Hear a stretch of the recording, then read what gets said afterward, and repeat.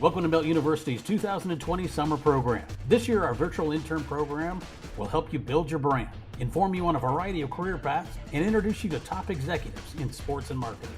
Here's your host, President and CEO of Melt, one of the largest independent sports and event marketing agencies in the country, Vince Thompson. Welcome back, students, listeners. Virtual Summer 2020 Melt University. We keep rolling on. We've had some tremendous podcasts. And today, it gives me great pleasure. I've been really looking forward to this one with David Pollack, my dear friend, who we've shared many road stories with, college football analyst for ESPN College Gameday, contributor to College Football Live, talent on a lot of ESPN, ABC broadcasts, amazing insight. He is a University of Georgia dog where he played under Coach Mark Richt, was later a first-round pick in the 2005 NFL draft with the Cincinnati Bengals. And as we talk about career paths and career obstacles and career pivots, I think you're going to be fascinating because this is probably one of the most fascinating pivots that you're going to hear in a career, going from a collegiate All-American, rising member of the College Football Hall of Fame, first-round pick in the NFL, great long career ahead of him, has a crazy accident, crazy injury during a game, and then how he pivoted into not only an amazing broadcast career, he's an amazing family man. He's got a tremendous following. He lives one of the most healthiest, active lifestyles I've ever seen. He's also a big budding entrepreneur. We're going to talk about that. We're going to talk about his time at Georgia, and we're going to talk about how the opportunities, because as a player and as a student athlete, we love student athletes. We've had them on. David, we've had Greg McGarity on, athletic director at University of Georgia. So we're going to talk about more and more careers within the college athletics. And then we're going to talk about all sides of the camera as it relates to broadcasting and cable and college football and college game day, some of your great memories there. So David Pollack, welcome to Melt University. Appreciate it, big dog. Thank you for the introduction. A lot of, you made me sound important, so you did your job, I guess. Well, I always like to, make my good friends, feel good with the warm up and the intros. But obviously, and many times they'll say, "Will you send that to my spouse or my partner?" Because they may not know who you're talking about on there. I was so excited to have you on because it's just a fascinating story. And one thing that we talk about to all of our kids is, no matter what you do, pursue whatever you do with passion and zeal. And I think that's one thing I want to talk to you about today. And obviously everything that you do and you've done, and I've been around you many, many times, commercial shoots, game day, and a lot of other events and occasions. And 2-3 things that always stick out about it is your passion for whatever it is you're doing, your willingness to just do, anything anybody asks you, so accommodating, great attitude. And, no matter if, you're a first round draft choice or you're talking to somebody, under the Coca-Cola tent at game day, or, we're together at the College Football Hall of Fame or whatever that. But growing up, you obviously had a passion for sports. You were very successful at it early on. And as I understand it, it was football and wrestling, correct? Yes, sir, and mainly football. When I was mainly football. Now, where was your high school? Shallow High School in Gwinnett County. Okay. It's not where you want to go if you're in Gwinnett County. We are not the top dog at anything. But no, when I was 4 years old, my brother is 2 years older than me. He was 6, and he started playing football. And I can just tell you from that age, I fell in love at 4 years old, and I just loved watching him. And my parents will tell you that I tackled everything in sight on the sidelines, and it got super weird when I tackled cheerleaders and whatever was in my way. I mean, it was just It was nuts that I knew I had a passion for football, and I've always had an inordinate amount of energy, and I've always tried to find ways to channel it. And we'll talk more about that as it goes on with different avenues and how my life took different turns. But man, at 6 years old, I'll never forget. I turned to my parents and I told them that, I'm going to play in the NFL one day. And Wow.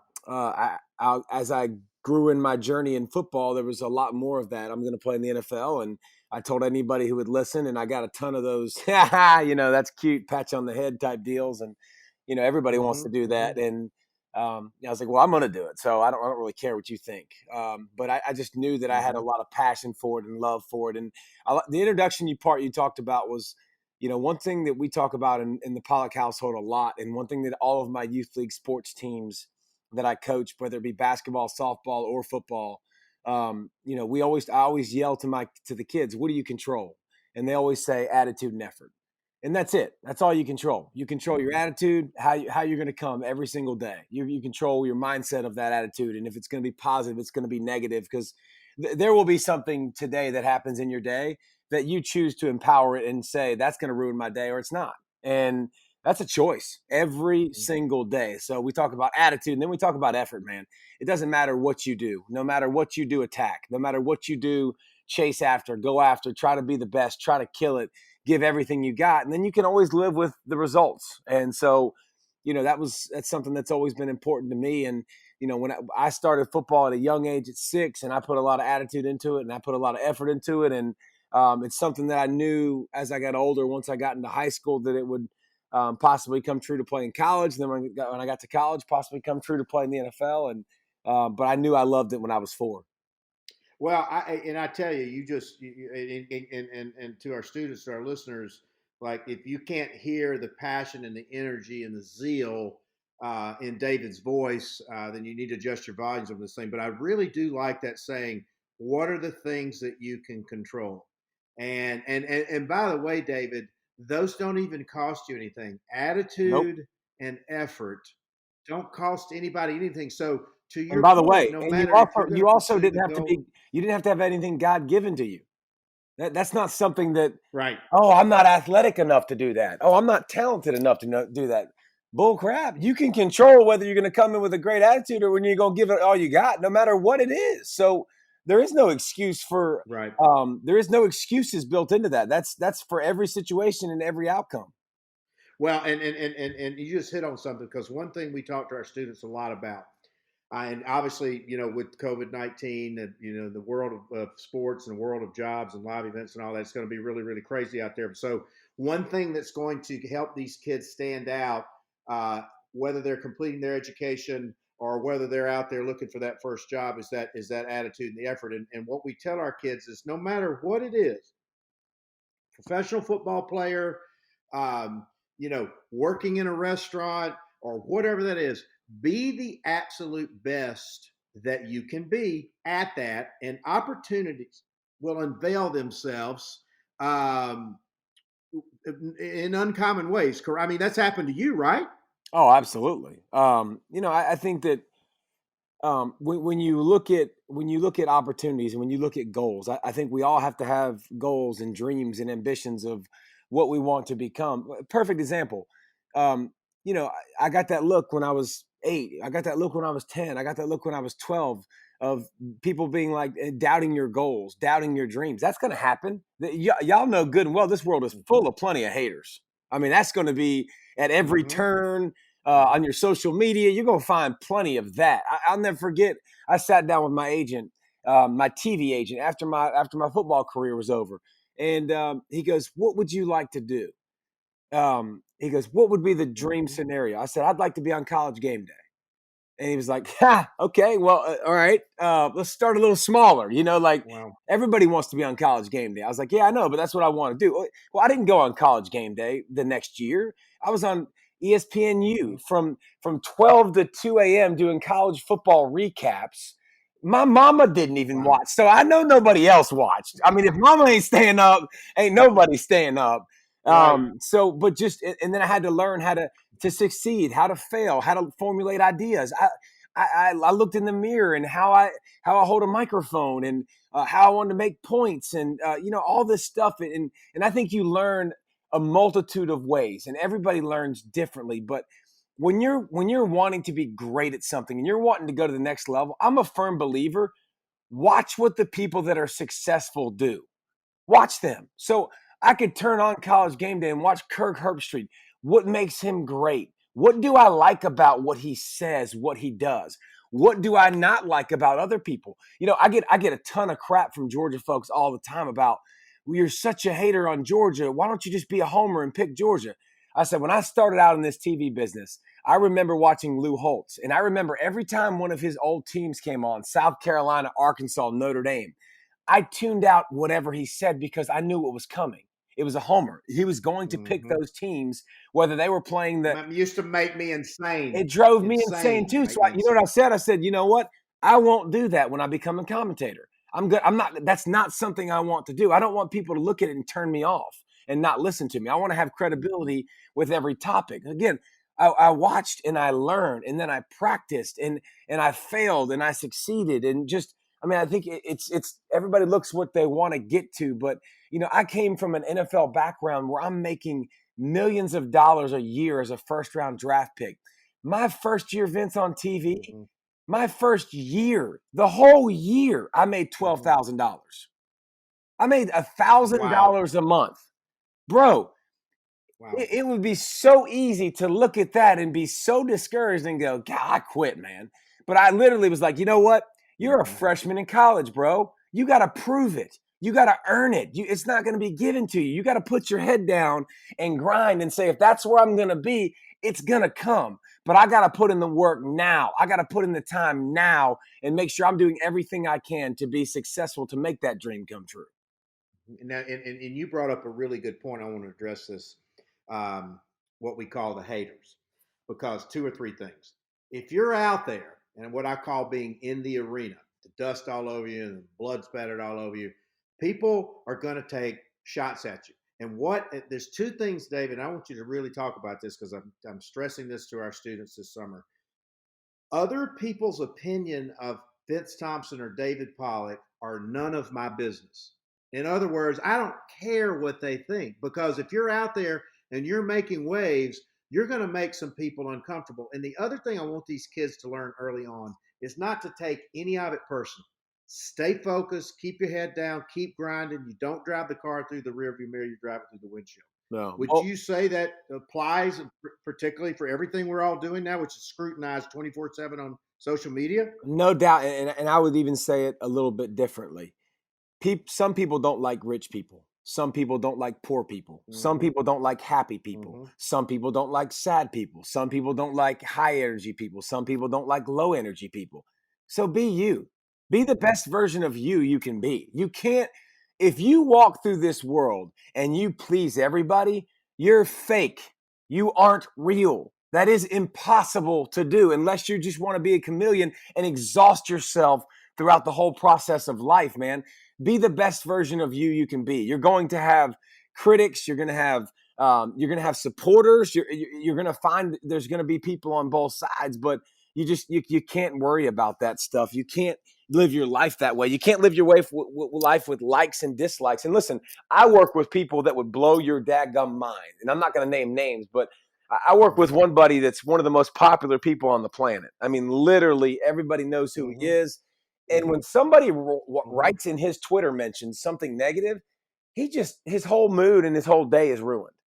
And I'm like, bro, why on earth would you give somebody in their parents' basement the power to ruin your day? Like, no way in heck. Thank you. And no way am I ever going to give somebody, that power. And again, that goes back to, controlling your attitude and your effort, right? Controlling how you see things. And I think it's important, man, to understand that when you see something negative, you choose how you want to respond to it. You can laugh it off. There's going to be validity to some things people say sometimes, and sometimes you can use that for good. Sometimes I'll get feedback on you're doing this on TV, and I'm like, oh, I didn't even realize I was doing that. Am I really doing that? Okay, maybe I'm not. Maybe I am, but it's something to think about. But you can't live a life trying to please everyone, and you have to understand in our world that there's going to be critics, there's going to be cynics, there's going to be people that tell you can't do something, and if you believe it, then you're not going to, and you're going to be very unsuccessful. So just believe in yourself, believe in what you're trying to accomplish, and realize that there's going to be those people out there. Well, and you're right. And obviously, there's been so much commentary and there's songs and all that. If you try to please everyone, you can't please yourself. And I'll confess to you and admit to you that I was like that early on in my career because I had come from nothing and I was like, I've got to please and kiss ass and bend over backwards. And I had to learn there was a difference between, doing the right thing and going the extra mile versus just bending over backwards, because a lot of times then it makes you uncomfortable internally and it goes against your own personal internal value system. No. And once that starts happening, you can't get that out of your gut, can you? No, it's hard. I mean, listen, that doesn't mean you don't respect everyone you meet. I'm always going to respect people, and people have the right to have opinions, and people are going to have opinions, but I got to be true to me, man. I got, and with me, my faith is a huge part of my life, and I know what God says about me, and I know what's important in my life, and I know I can only carry I know the end game's already taken care of. Like, it's what's going to happen is going to happen, and so I know there's a lot of people that have anxiety and worry and all that stuff. Like, you just, it's I think the great philosopher Van Wilder said, worrying's like a rocking chair. It'll give you something to do, but it ain't gonna get you anywhere. So I think having faith and understanding, like, I'm not going to control. And by the way, I'm not going to change people either. I'm not going to change everybody's opinion. Like, I'm not going to make everybody believe in me, no matter how great I am and how much good I do. I mean, look at LeBron James. He's going to always have haters, and he does so much for the community and does so much on the basketball floor, but it won't matter, because there's going to be some people that are going to look at him in a negative light because they think he's not Michael Jordan and he doesn't have a certain type of attitude. So, be true to who you are, have your faith, and understand, there's no point in worrying and fretting and all that stuff, because the end result's taken care of. Well, in that saying, to thine be much true to given. yourself. To thine be true to yourself. Yep. And too much has also been given, much is expected, in which you give back, I give back. LeBron, I had started working with LeBron back in, oh my goodness, I think it was 02 or 03 at the McDonald's All-American, and when Coke signed him, and I used to go to his early brand summits. And to your point, he had a path, he had a plan, and he pursued it with passion and zeal to the exclusion of all the outside noise, and so that's a good one. And I don't always agree with LeBron James either, but I always, but what I always do is I always respect where he's coming from, because I know his story as well as anybody. So let's sort of go back to coming out of high school. What I'm sure you had dozens of offers, but what led you to the University of Georgia? Was it Coach Rick? Was it the program? Like, what was the big pivotal point on that decision? Well, my girlfriend, who is now my wife, being close to her and my mom and dad was an important part of my decision. Now, whether that was at Clemson, that was an hour and 30 minutes up the road, Georgia Tech, or Florida was a lot longer away, whether it was one of those other schools, either way. But I think my wife being close, and then when Coach Rick came in, his level-headedness, his faith, his demeanor, he had something a little bit special about him that I really, really liked and really supported, and I felt like we were on the same page. So I think he was the last final straw for me to stay really, really close to home. But it's interesting. You have all these rankings, and you're ranked according to how good you are, and blah blah blah. And that's another thing that people get discouraged with, because they might not be looked at early in a certain light. I mean, I was a 2-star recruit. I wasn't heavily recruited. Vince, I played 3 positions at Georgia my first 6 months there, literally. And wow. I tell people that all the time for a reason, man. I didn't know where I was supposed to be. I ended up being a defensive end, and maybe that's where I was supposed to be in the end. But I started off as a fullback, and everybody got hurt. I moved to defensive tackle for my freshman football season in camp, and then when the season was over and finished, I moved to defensive end because everybody left for spring ball. So, it was a fast whirlwind, but I just worked and showed up every day, and and worked as hard as I could. And then, everything turned out, and I ended up, a defensive end, moving there. I've never played there in my life, and I was a 3-time All-American at that spot. So I think everybody assumes everything's easy, and you just come in and you just start to take over and do really, really well. But I think everybody takes those lumps and those growing pains, and and you find your way and you kind of tweak things, and then you keep going and you tweak things and you keep going. And so for me, it was, a little bit of adversity in 3 positions in 6 months, but then found my spot and became successful. Well, you just hit the nail on the head, because if you look at quote unquote David Pollack from the outside, you're like, oh my God, this guy's always had everything handed to him, and great looking guy, amazing athlete, da da da da da. But that's not the case. And I want to unpack one thing, and then I'm gonna move back to that. But what you mentioned about Coach Rick, his value system mimicked yours and vice versa. And what we tell our students is find places and jobs and careers and volunteer and intern and mentors where your value system matches and meets the person of that. So clearly, that's phenomenal. Talk about how important that is. That's phenomenal advice, because listen, we are all fallible and we're all human, and it takes us a long time, and some of us more than others, to realize how much of your life is dictated by who you spend time with. And when you spend time with people that don't have a good attitude, dude, you're going to have a bad attitude. I promise you. When you spend time with people that have a good attitude, it's going to rub off on you. And when you find people with morals in the leadership realm that is going to lead like you want to lead, that treats people like you want to treat people, you start learning. You start learning right away of, oh man, that's awesome. I want to do that. Oh, why do you do that? Why does it become like that? So I think plugging into people that you want to grow to and become is pivotal to be successful. Listen, I did that at Georgia when I was at Georgia my freshman year. I told you I played several different positions. Nobody knows really who Jermaine Phillips is. Jermaine Phillips played safety at Georgia. Jermaine Phillips played hard, so hard on special teams and so hard at safety. I looked at him and I was like, dude, that's what I want to be. I want to be a guy. I want to be David Jacobs. David Jacobs played defensive tackle at the University of Georgia my freshman year, and I played in the same room with him. He was a nose tackle. Back in that day, you had to be huge to play. You just had to be a bigger person. Ooh, DJ was 6'2", 275 pounds, and he kicked the crap out of everybody. Right. And it was so awesome to watch, because he came off the ball super quick, super low, and played his butt off. And I was like, dude, I want to be Jermaine Phillips. I want to be David Jacobs. Like, I had those guys in front of me that I saw that were being successful and doing it the right way. And I'm like, dude, that's how I want to become. And I think, the iron sharpens iron, and you become better when you are around people that have a great work ethic, that talk to people the correct way, that love people, that don't judge people. When you start plugging into avenues of people like that, your whole world change. It's no different for me now, Vince, with parenting. I plug into parents, and I'm around parents that talk like me. I don't. Mm-hmm. I'm not going to drink alcohol in front of my kids. I'm not going to have other parents drinking alcohol in front of my kids. I'm not going to have other parents swearing in front of my kids. Like, those are the things that are important to me as a parent that I need to plug into. And, I want my kids to see strong men that love their daughters, that love their sons, that tell them they love them, that hug them, that are involved in everything that they do. And, just like now, Vince, that's what I want to plug into in my world. So do it at a young age. Do it with business. Do it with personal life. Do it with your walk in faith.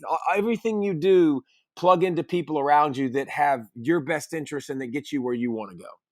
No, and you just hit on something. I love that saying, iron sharpens iron. And so students and listeners, please look that up. Please write it down. Please put it on your notepads, scribble it on your phone, whatever you got to do. It is one of the greatest sayings of all time. And it really is truly true. And David, I've talked to people that were in school with you, and I've talked to coaches and all that. And the thing that always sticks out is that you had this gigantic, prodigious work ethic, and that you would go into the weight room and just destroy the place, and nobody could just stay in there with you, and broke and set all these giant records, and many of them still remain today. But what you're talking about is that no matter what you were doing in preparation for those games, you were going to outwork the hell out of anybody around you, correct? No doubt. And I adopted that philosophy when I was in high school. And just for everybody that's out there that thinks, I've never done that, I've never been that person. my junior year of high school, my high school coach got fired. And coming into my junior year, my coach brought me in the office. Is like, listen, we got 33 kids. We're a 6A school. We're competing against Shiloh, or we're competing against Parkview and Brookwood. He was like, the only shot we got is if you're the best player in the state.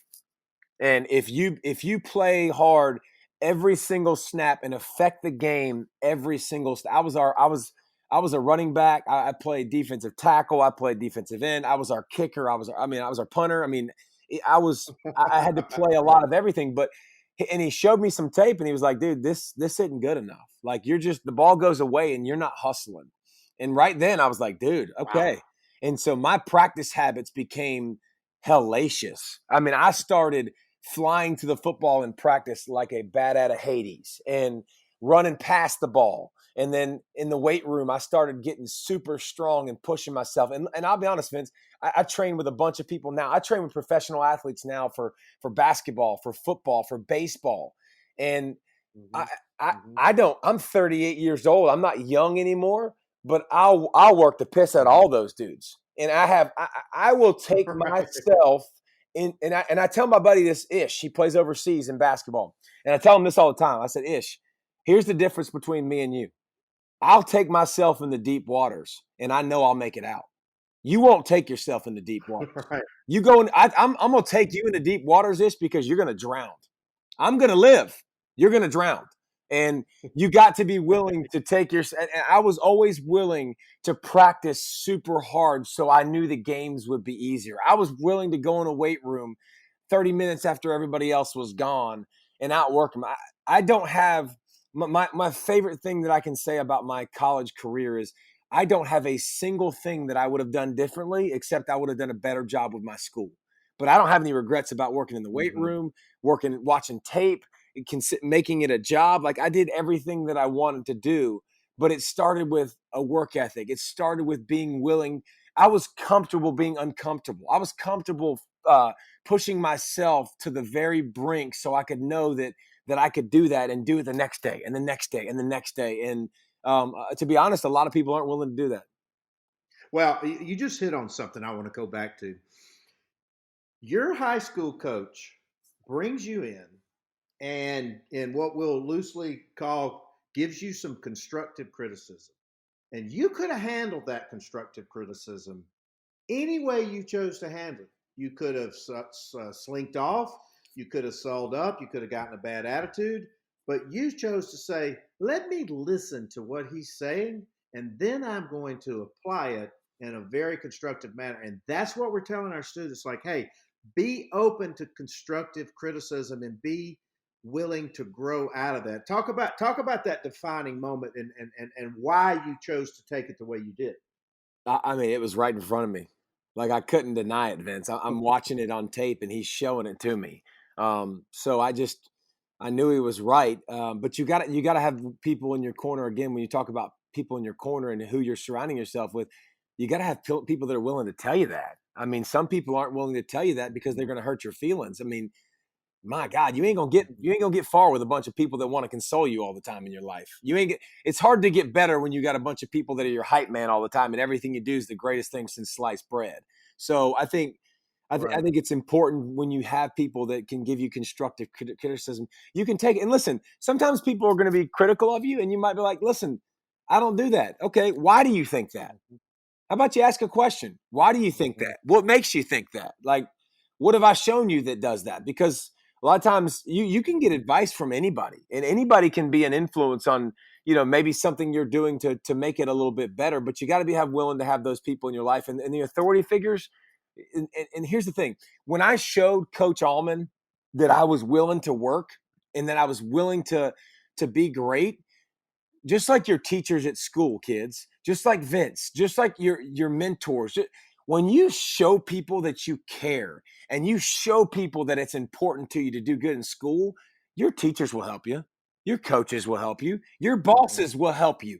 I'll help you. Vince will help you. But when you have an attitude that you don't really care and it's not really that important to you, we don't want to help you. But when you show us it matters, man, we'll be the first one there, and we'll give you criticism, we'll give you feedback, and then it's your responsibility to take it, internalize it, make yourself more improved and make yourself better. So I think, you're going to get criticism. You're going to get constructive criticism from people around you. Make sure you're willing to listen to it, and at least contemplate the value of it. Right now, and you just hit the nail on the head. So let's pivot here. So speaking of pivot, so 3-time All-American, top defensive player of the year, numerous awards and recognitions, every accolade in the book, NFL first round draft pick, Cincinnati Bengals. You go up and play your rookie year. You do well your rookie year. You're on the path in your second year. The future is bright, rosy. I mean, I remember this vividly because I've been following you for a very, very long time. And then one moment, one play changed your entire life. And talk about, not necessarily, you can go in as much as you want, but I remember seeing the play, a million times. I see it over my head. You really aren't even supposed to be walking today. And not only did you turn that tragedy into just this amazing career, but talk about that moment, and then talk about coming out of that moment, and then talk about the evolution, because I have followed. It's one of my, not because of what happened to you, but just what you went through to get to where you are now. Because that's a big deal. Yes. Here's what I'll say. So I forgot who you were playing. The Browns. Nothing good ever happens with Cleveland. Proves it. But the Browns. Okay. Listen. Here's the thing. It was devastating, and I'm not going to sit here and lie to you and act like it wasn't something that was hard. I told y'all since I was 6 years old, I told you I was going to play in the NFL, and it was something that was important to me, and it was something I was working for, and for that to be in one hit. To be gone. I'll never forget. I was in the ambulance and with my wife, and so I have the hit, and I'm paralyzed from the waist up, and they come out there, they put me on a stretcher, they take me underneath the stadium, and they have an MRI and CT scan right there, and doctor comes out literally 15 minutes later and was like, "Hey man, you got a fractured C6." I was like, "Cool, doc. What's that mean? I'll be out for a couple weeks, or what does that mean?" He's like, "That means you broke your neck." I was like, "Ooh, wow. Can we stick to the fractured C6? Because that sounds a lot better, doc. That just sounds better than let's not say broken neck, homie." But and then they take you to the ambulance and take you to the hospital. And I never forget being in the back of the ambulance with my wife, and we're both in tears. And this might be the last time I ever put on a jersey. And again, it was something that was important to me. It was a part of me, man. It was everybody that ever met me would tell you that that's what I was put on this earth to do. I was put on this earth to be a football player. I was put on this earth because I was tough and I was built like a football player. And it was just, I had the mindset for a football player. And that's gone, just like that. And, I get feeling back. And one, they call it a New York minute. One instant, your entire life since 4 years old, wiped out in all of that. Gone. And so now it's on you, Vince. What you going to do? What does that mean? I don't know what the future of football is for me. I don't know if there is a future in football, but I know one thing. I'm starting to get feeling back, so I'm blessed. I am blessed beyond belief, because one of my big goals in life was to have a family, and to have kids, and for when it scares the mess out of you, that's gone. But I'm in a halo brace within a couple days. And, I've always been an angel. I just finally got the halo to go with it. But you got the certification. Certification, baby. But I'm in a halo brace for 3 months. I'm in a neck brace for a year. I have surgery. I'm in the neck brace again for 6 months. And so I got a lot of time on my hands where, I don't know what the future is. I don't know what I'm going to do. I started watching a lot of TV, playing a lot of video games, because there wasn't much I could do and I didn't sleep great. Well, while I was in my neck brace, I watched Mike and Mike in the morning, and watched those guys almost every morning when they were on. And I was like, dude, this is pretty cool. And I remember I called my agent. I was like, dude, if I can't play football again, I think these, at the same time, it was 2007 when Georgia was fighting for LSU with the to see who could be the national champion. And you got to win your conference. And I'm yelling at the TV screen at Kirk Herbstreit and those guys. And I'm like, dude, okay, if I don't play football again, I want to try that. Like, I want to give that a whirl. I'm loud. I'm obnoxious. I'm opinionated. Like, I think I got all the characteristics these guys have and can check some boxes. No kidding, right? So, yeah. So, that's kind of where I started to have a new dream about, going into possibly broadcasting and into radio. And, my agents called around to 790 in Atlanta, and while I was rehabbing, and then I figured out, I couldn't play, and they said, come sit in and do a couple hours of radio, and we'll see if it's a match. And, I did that. And then all of a sudden 790 The Zone in Atlanta offered me a job to do an afternoon drive show. And so I moved back from Ohio, and it was just a crazy circumstance. But I mean, there was definitely moments that I was scared, and moments where I was like, shoot, man, this is my dream. This is what I've wanted. But I just knew that if God had taken me that far, he had something special for me. And I didn't know what it was going to be, and I didn't know where it was going to be.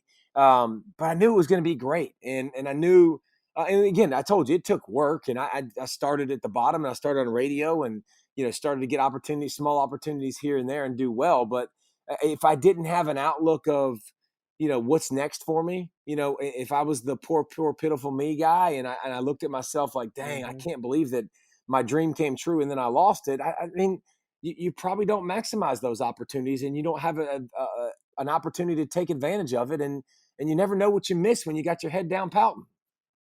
Well, and let's talk about that for a minute, because like I said, I mean, I had always followed you. I was a fan.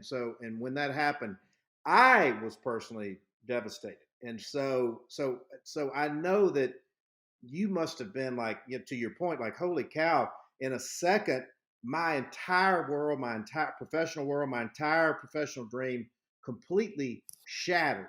At what point did you, and how did you come to terms with, I mean, that's a huge deal, but I want to relate that back to our listeners and our students, because we've all had those moments, not to where we got our neck broken, but how did you pick yourself up and get back on that saddle after that?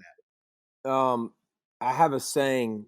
There's a couple things, but I have a saying, and I do a challenge every November through January, and it's called the Everyday Counts Challenge.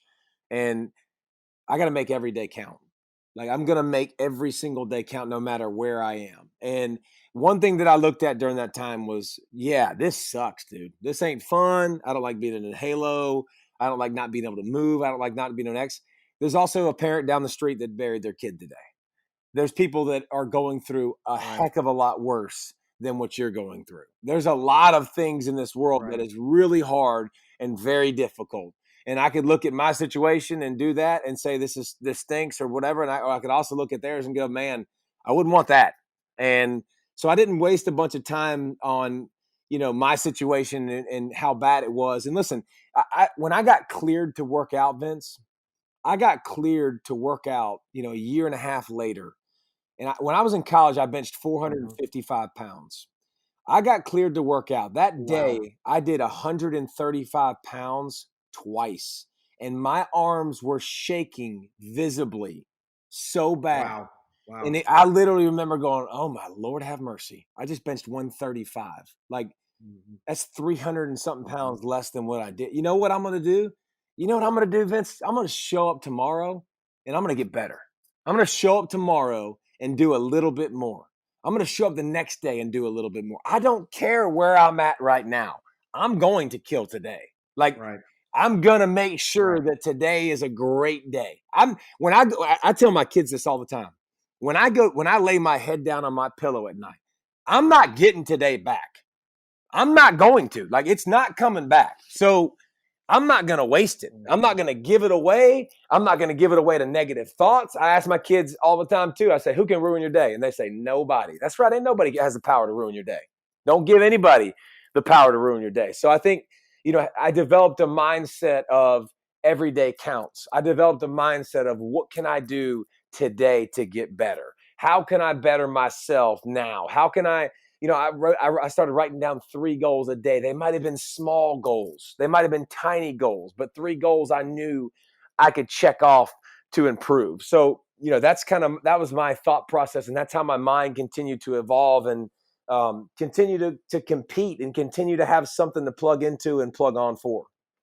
So you just willed your way through, unbelievable set of circumstances. And then you make this pivot, Atlanta 790 to zone, know those guys well, Steak Shapiro, all those guys amazing. And so begin to get traction on 790 to zone. So at what point did you begin to get on the radar of ESPN, of Palmer, of Thursday Night Football, of College Game Day?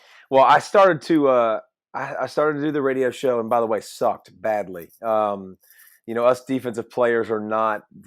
We're not. Our strong suit isn't really communication a lot of times. We're see ball, get ball kind of people. But I started doing radio and started to practice and started to work on my craft and get better. And there was a show in Atlanta, local Fox SEC Gridiron Live, and I started to do that show. And I'll never forget. It was my second year doing the show. I finished the show. It's late. I come to my phone after the show, and my phone says missed call, and it said Kirk Herbstreit. And it was a voicemail. And Kirk was oh, yeah. And Kirk called me, left me a voicemail. And I'd known Kirk because we had gone to concerts together and hung out a little bit in Ohio because I was the Bengals, and he's from Columbus, lived in Columbus. Mm-hmm. And I listened to my voicemail, and Kirk was like, "Listen, dude, I'm flipping through the channels, and I saw that SEC Gridiron Live show, and dude, you do a great job." I'm like, "Really? How the heck did you find that?" First of all, and said, "You do." That's incredible. He said, "Dude, I loved your energy, and it looked like you were having fun, and it looked like it was just talking ball, and it wasn't."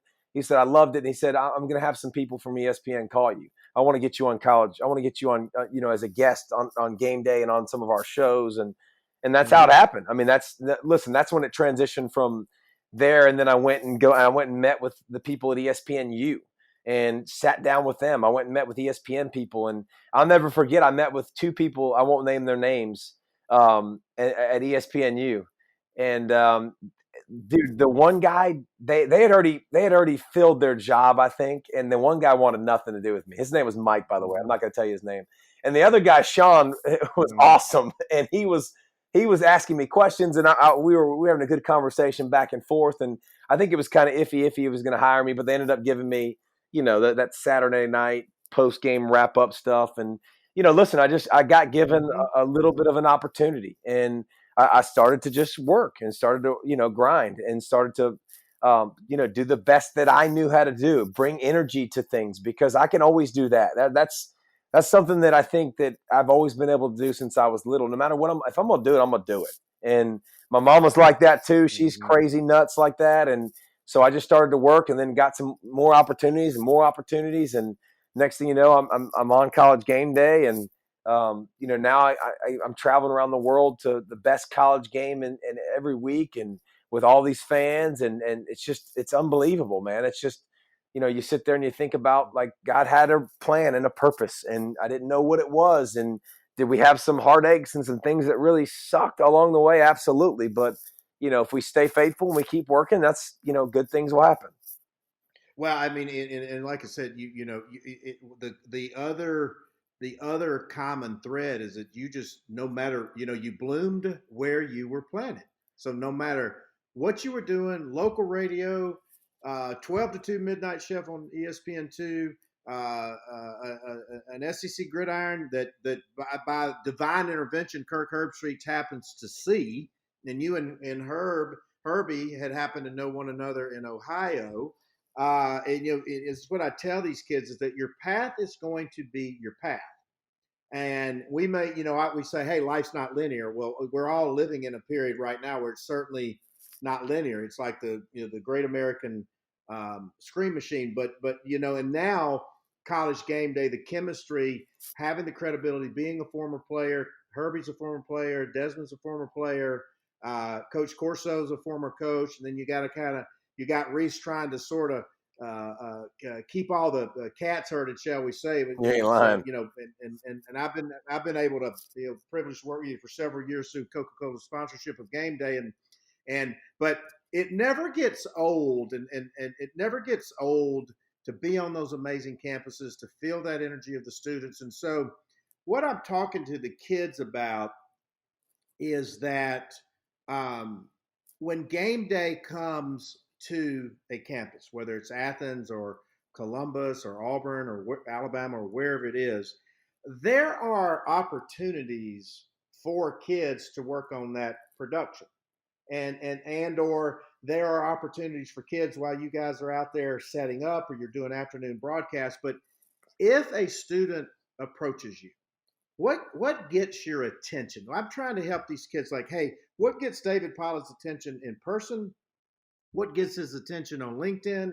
What gets his attention if somebody reaches out on an email for, careers or opportunities or advice or being on this great college campus, the ultimate professional lab? I got my start at Auburn Sports Information. And so what catches David Pollack's eye about a kid that wants that opportunity? I think there's a couple things. Excitement level. Are they excited about it? Do they really show passion for it? Do they bring that energy to it?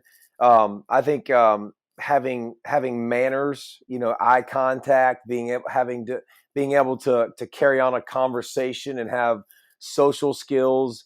And I think another thing too is being very comfortable with who you are. Like I think the best broadcasters and the ones that everybody falls in love with and loves the most, they're not acting. They're themselves on camera. And you like their personality because it's just coming through the screen and you can feel it. So, bring that energy, look people in the eyes, shake hands, and then do you, because you can act all you want. It's a lot harder to act and be somebody else than it is to be you. And so try to do those couple things, I think, and you definitely stand out to me. No, I think what you circled it back around was, be authentic, be yourself, be true to yourself, but also, hey, Mr. Pollack, I'd love to introduce myself to you. They've done their homework on you. They've done their research on you. It's not hard to find information. I tell these kids, in the old days, I had to go to the library and look up the Encyclopedia and Yellow Pages. They possess all these tools and information in their hands. So there's no reason for them not to be prepared when they meet you. So, and also, David, we talk a lot to these kids, particularly now, that every interaction with David Pollack is a potential job audition. Every interaction that you then go back and look them up on social media is a possible audition, because we're all going to invest a lot of time, money, and energy and resources in these kids. So stress to our students the importance of staying true to yourself. But I call it the grandma test on social media. If you don't want your grandma to see it, dang sure don't post it, right? Well, if you want to talk about social media, that's a different game to me. Like I can look on social media events really quickly, and I can look at your page and your last 10, 15 posts, and I can just see what you're about. I can see if you're about you, or I can see if you're about others. And listen, here's another thing too. When you talk about interaction, first of all, your job on this earth, whether you like it or not, like you have opportunities throughout your day, every day, to impact people in a positive way.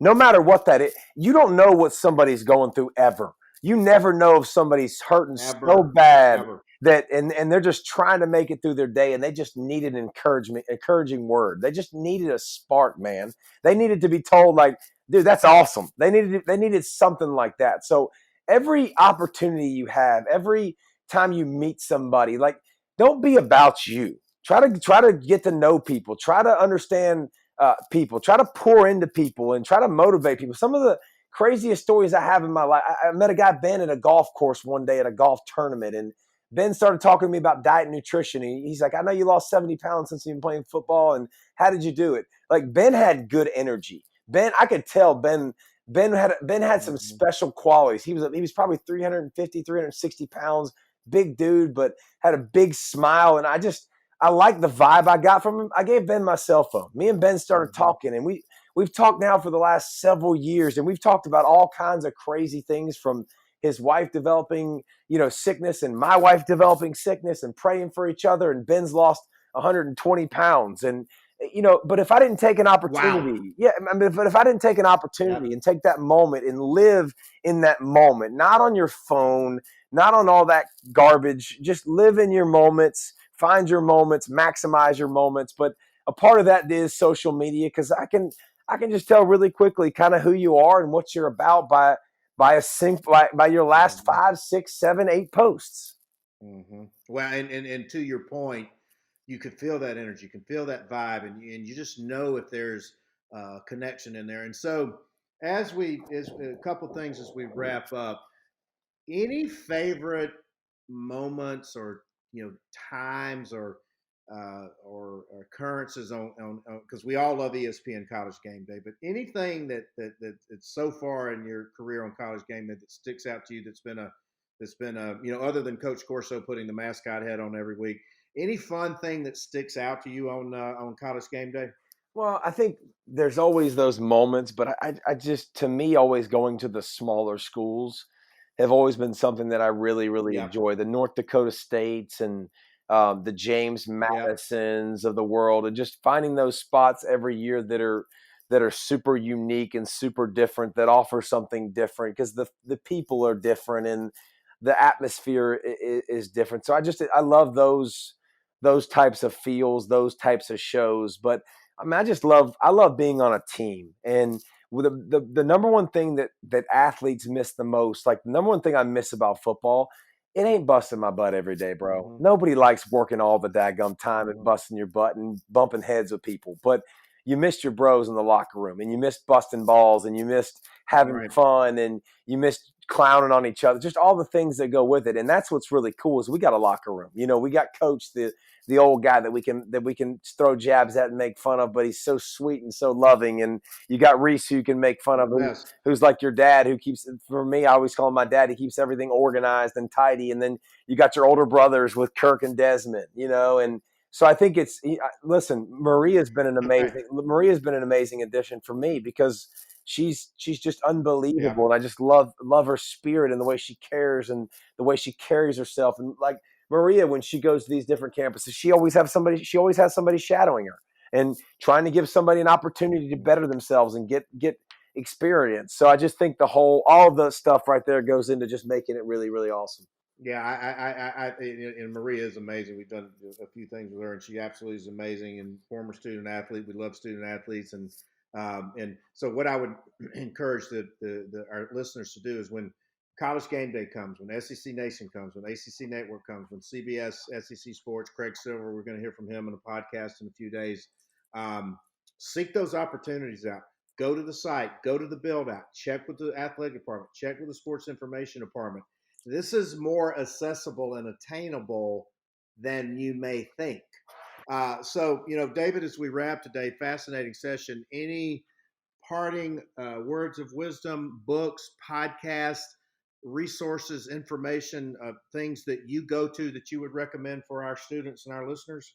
Whatever I'm into, I just try to find and try to learn as much as possible. And, whether it's leadership and John Gordon or whether it's parenting, I'm big. I have two Mm-hmm. kids that are coming up on teenage years and one son that's about to go into middle school. And I've been reading a lot about parenting and I've been listening to a lot of podcasts on parenting and just, trying to plug into people that have been through it. Find mentors in your life, find people in your life that have been through what you're about to go through. Like I think it's important to Mm-hmm. find great people in your life that pour into you exactly where you're at. I think it's important to find great people in your life that are way past where you're at, where you want to be. Like find those people. And then guess what? Also find that person that's trying to get where you're at. So you got somebody Mm-hmm. that's pouring into you. You got two people that you got people that are on the same level that you're doing life together and you're pouring into together. And then you got somebody that you're pouring into that you're pulling up to try to help. So I think find those Mm-hmm. different people in your life and whatever you're trying to do, be the best. Make every single day count. Don't put your head on that pillow and go, God, I wasted today. Man, I wish I'd have done a little bit better Mm-hmm. because it ain't coming back. Mm-hmm. No, those are such words of wisdom. And so, in closing, I mean, to our students and our listeners, I think what you hear out of David is just the passion, just the energy, just the enthusiasm, just the attitude, just the willingness to learn, just the willingness to be the sponge, just the willingness to continue to keep growing every day. And we're all going to get through the post-COVID world together. It's going to be a crazy world out there when we get back. But if you will take these words of wisdom and this advice from David. And if you'll listen to him, and if you'll listen to him again and again and over again, and if you can't get, inspiration and aspiration from this, then I'm not sure there's much more he and I can do for you. But David Pollack, ESPN College Gameday, All-American University of Georgia, new and emerging inductee of the College Football Hall of Fame, which is amazing. First-round pick, Cincinnati Bengals, overcomes a broken neck, starts at a local sports talk radio show in Atlanta, all the way to the top, the summit, the paragon of college football, ESPN College Gameday Live. You have no idea how much we appreciate your time, your advice, your wisdom, your energy, your contributions, and very honored and flattered that you would join summer virtual 2020 Melt University, and we just appreciate you, David. Appreciate you, Big Vince. All right, guys, that wraps it up for today. We'll be back soon. Melt University rolls on. Thanks, Vince. Hope you enjoyed today's virtual class. We'll be back soon with another edition of Melt University 2020.